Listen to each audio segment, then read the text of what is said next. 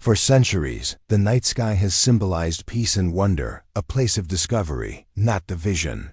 But as our technology expands, that peaceful frontier is quietly changing. Thousands of satellites now orbit the Earth, forming the backbone of our communication, navigation, and global economy. And to protect that invisible infrastructure, nations around the world are turning their eyes upward. Among them, the United States has created a new organization for a new era, the U.S. Space Force. Some call it the next frontier of defense. Others, a step toward the future of security. The story of Space Force began long before 2019. During the Cold War, the launch of Sputnik 1 in 1957 changed everything. It marked the beginning of humanity's race beyond Earth and revealed that space could also influence global security. Today, satellites guide airplanes, manage international trade, track weather, and support rescue operations. Losing access to them, even for minutes, could disrupt entire systems on Earth. That's why space is now called the fifth domain of security, joining land, sea, air, and cyberspace. And in 2019, the U.S. formally created the Space Force, not to weaponize space, but to maintain stability and protect global operations that depend on it. Space is vast, but the orbits around Earth are becoming crowded.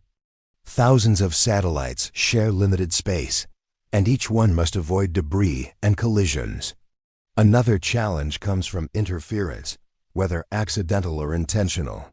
A malfunction or signal disruption could affect navigation, banking, or even emergency communication systems. For this reason, many countries are developing space monitoring network systems that detect potential risks and ensure satellites remain safe and functional. In 2007, a test that destroyed a satellite created thousands of debris fragments still circling the planet today. It was a wake-up call, a reminder that space safety affects everyone, no matter which flag is on the satellite. So what does Space Force actually do? Its mission is less about conflict and more about coordination and awareness. Personnel monitor orbital traffic, detect unusual satellite behavior, and protect critical systems like GPS, which billions of people use daily. They also operate early warning satellites that can identify missile launches, track space weather, and support disaster response on Earth. One of its most advanced assets is the X-37B, a small autonomous spacecraft that can stay in orbit for years. While its missions are classified, many believe it tests new technologies for satellite repair, maintenance, and resilience, not warfare. Space Force is essentially a guardian of infrastructure, ensuring the systems that keep modern life running remain safe and reliable. The United States isn't alone in focusing on space security. Many nations including China, Russia, India, Japan, and members of the European Union are developing their own space defense or monitoring agencies.